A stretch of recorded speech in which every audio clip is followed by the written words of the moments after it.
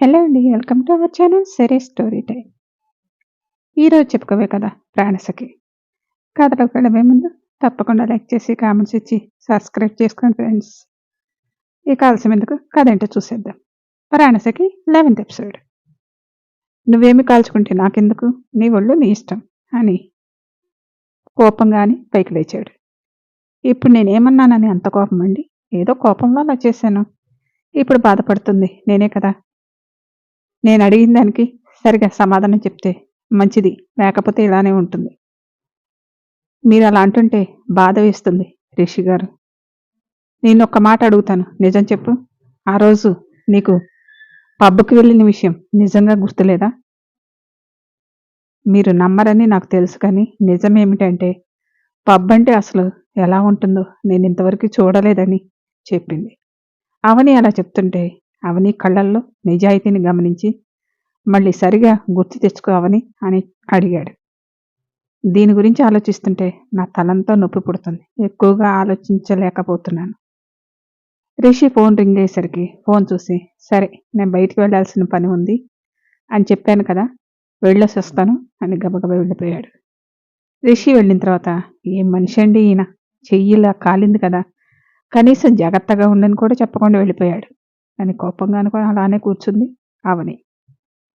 అవును, ఇప్పుడు ఈయన లేరు కదా, నేను ఇక్కడి నుంచి తప్పించుకొని వెళ్ళొచ్చు కదా అని మనసులో అనుకుంది. అంతలోనే నేను అలా చేస్తే ఆయన అనుమానించింది నిజమవుతుంది. రిషి గారే నిజం తెలుసుకొని నా తప్పు లేదని నన్ను ఇంటికి పంపించాలి. అప్పటిదాకా ఇక్కడి నుంచి ఎక్కడికి వెళ్ళే పని లేదు అని మనసులో అనుకుని చేతిని ఊదుకుంటూ కూర్చుంది. లక్ష్మి చెప్పినట్లుగానే అవని అంటూ వచ్చింది. అవని లక్ష్మిని చూసి, రాండక్క అని అన్నది. రిషి ఎక్కడికో వెళ్ళినట్లున్నాడు అని అడిగింది. అవునక్క, బయటేదో పని ఉందని వెళ్ళారు. ఇంతకు పెసరట్టు తిన్నారా లేదా అని అడిగింది. రిషి గారు తిన్నారక్క. రిషి తిన్నారంటున్నావు, మరి నువ్వు తినలేదా అని అడిగింది లక్ష్మి. అది అక్క అంటూ చెయ్యి వెనక్కి పెట్టుకుంది. అవని, ఏమైంది చెయ్యి వెనక్కి పెట్టుకుంటున్నావని చెయ్యి ముందుకు తీసి చూసి షాక్ అయ్యి, అవని చెయ్యికి ఏమైంది ఇంతలా కాలింది? అది అక్క, టీ పెడుతుంటే చేతి మీద పడ్డాయి అని అబద్ధం చెప్పింది. అయ్యో, అలా ఎలా పడ్డాయి, చూసుకోవాలి కదా అవని అని చేతిని అనుమానంగా చూసింది, కానీ ఏమీ అడగలేదు. నీకు ఇలా ఉంటే రిషి నిన్ను వదిలి అలా ఎలా వెళ్ళాడు? అర్జెంటు పని ఉంది అని వెళ్ళి ఉంటారు లెక్క. ఎంత అర్జెంట్ అయితే మాత్రం ఇలా వదిలి వెళ్ళటమేనా? ఏమీ బాగలేదు. అసలు రిషి నిన్ను ఇష్టంగానే పెళ్లి చేసుకున్నాడు అవని. పెళ్లి అనగానే అవని ఉలిక్కిపడి, ఏంటక్క అని అడిగింది. నువ్వు రిషితో పెళ్ళినట్లు చెప్పకపోయినా నీ మెడలో తాళి చెప్తుందిలే అని అన్నది. అవని తాళిని లోపలికి వేసుకుంది. ఎందుకు పెళ్లి విషయం దాచిపెడుతున్నావు? అసలు మీ పెళ్లి ఎలా జరిగింది అవని? నా పెళ్లి జరిగేటప్పుడు వచ్చి బలవంతంగా తాళి కట్టి తీసుకొచ్చాడని ఎలా చెప్పగలను అని అనుకొని, ఇష్టం లేకపోతే పెళ్లి చేసుకోడు కదా అక్క. నేనైతే రిషి అసలు పెళ్లి చేసుకుంటాడో లేదో అనుకున్నాను. నిన్ను చేసుకొని మంచి పని చేశాడు. నిన్ను చూడగానే నువ్వు కూడా సిరిలా చాలా మంచి అమ్మాయిలా అనిపించావు. సిరీనా? తనెవరక్క అని అడిగింది అవని. సిరి ఎవరో నీకు తెలీదా అని ఆశ్చర్యంగా చూసింది లక్ష్మి. ఏంటక్క అలా చూస్తున్నావు? నిజంగానే నాకు తెలీదు. కనీసం రిషికి పెళ్ళై తన భార్య యాక్సిడెంట్లో చనిపోయింది అనే విషయం అన్నా తెలుసా?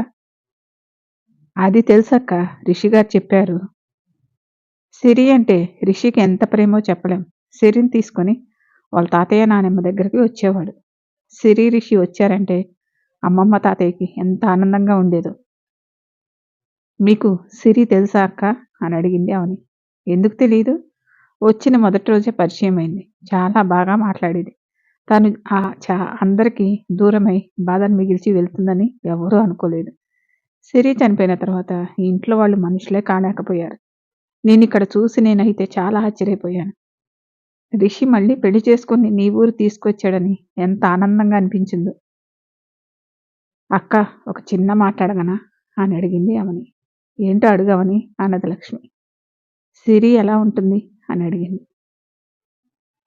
నీ అంత ఎత్తుగా ఉంటుంది. అలాగే తెల్లటి మేనిమి ఛాయతో చాలా అందంగా ఉండేది. మాటలు చాలా బాగా చెప్పేది. ఇద్దరు చూడటానికి చక్కగా ఉండేవాళ్ళు. ఎవరి దిష్టి తగిలిందో ఏమో రిషికి దూరమైంది అని బాధగా చెప్పింది.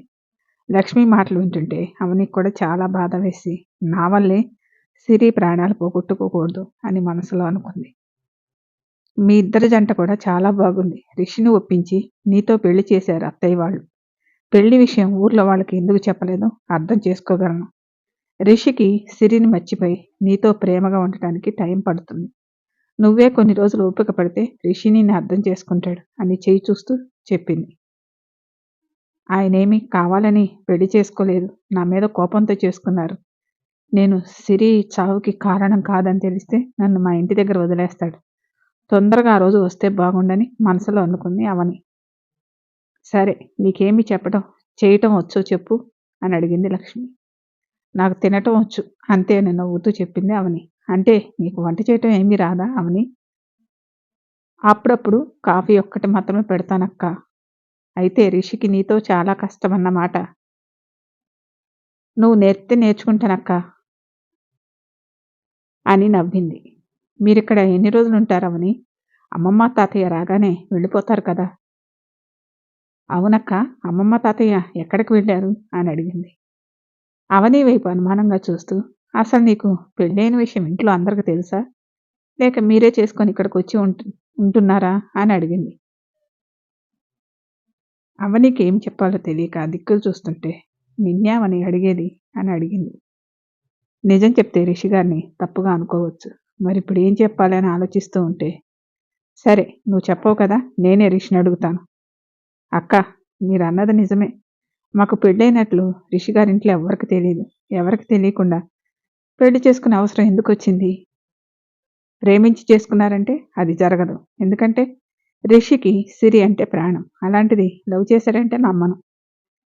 రిషి గారు ఈ పెళ్ళి కావాలని ఏమీ చేసుకోలేదక్క. కావాలని చేసుకోపోవటం ఏంటి అవని? నాకేమీ అర్థం కావటం లేదు. అవని ఏం చెప్పాలని చకచక తను చూసిన సినిమాలన్నీ గుర్తు చేసుకుంది. అది అక్క, మా పిన్ని డబ్బు కోసం నా వయసు పిల్లలున్న అతనికిచ్చి గుడిలో పెళ్లి చేయాలని చూస్తుంటే రిషి గారు ఆ గుడికి వచ్చారు.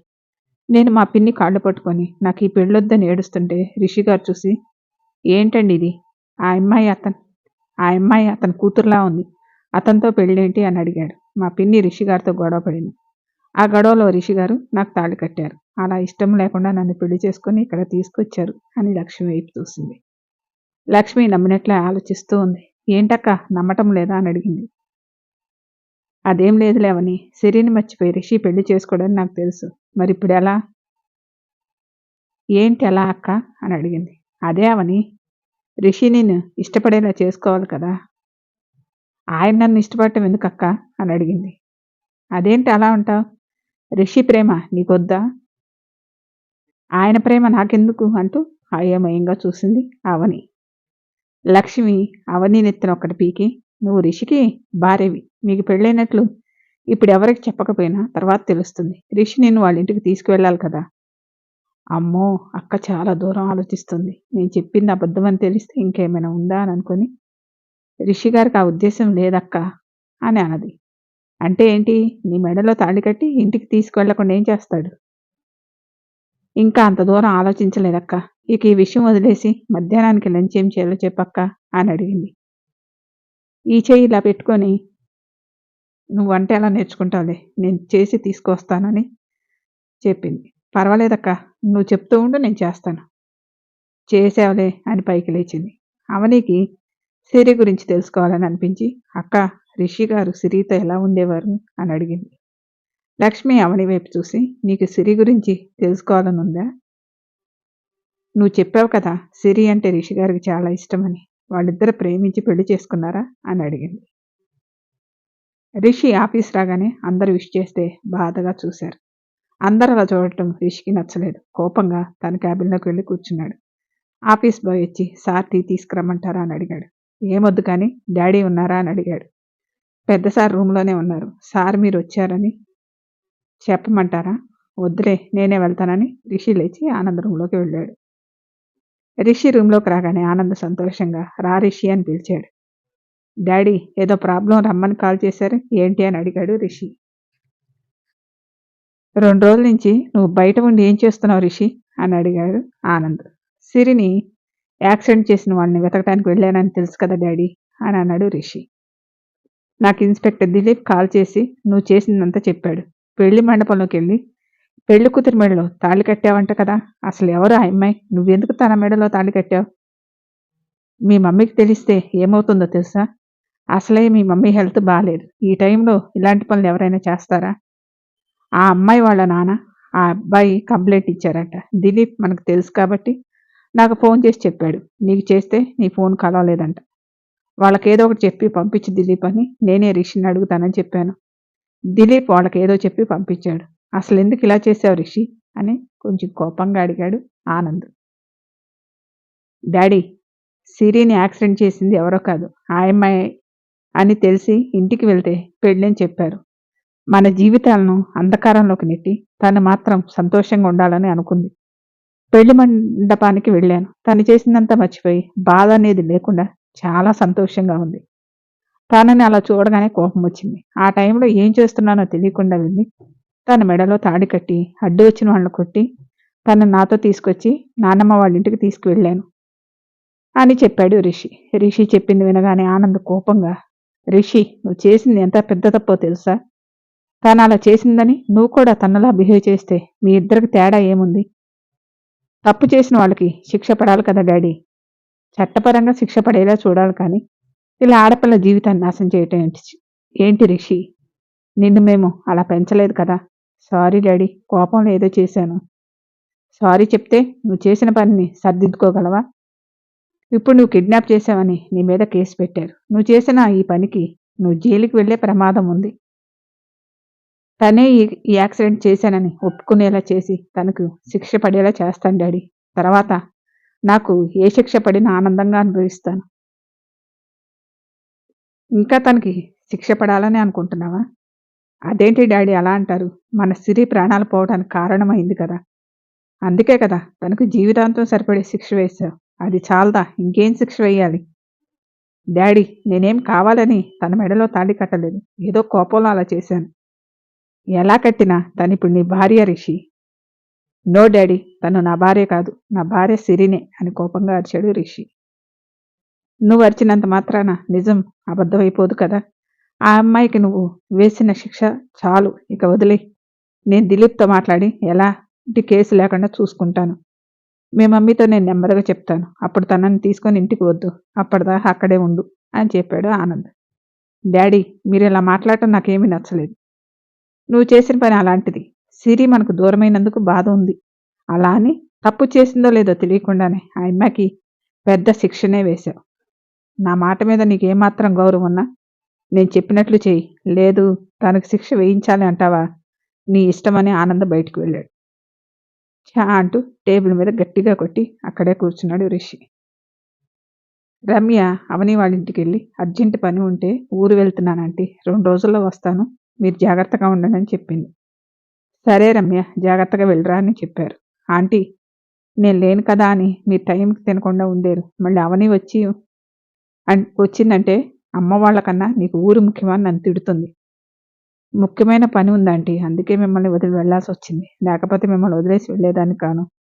రమ్య, నువ్వేమీ ఆలోచించకుండా వెళ్ళిరా. మేము ఇక్కడ టైంకి తినేసి టాబ్లెట్ వేసుకుంటామని చెప్పింది సావిత్రి.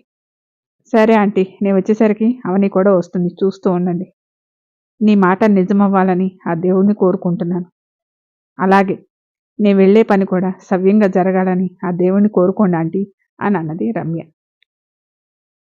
తప్పకుండా రమ్య, నువ్వు వెళ్ళిన పని విజయవంతంగా పూర్తి చేసుకుని వస్తామని అన్నది సావిత్రి. సరే ఆంటీ, జాగ్రత్త అని చెప్పి వెళ్ళింది రమ్య. Story continue. మళ్ళీ నెక్స్ట్ ఎపిసోడ్లో కలుసుకుందాం. Thank you.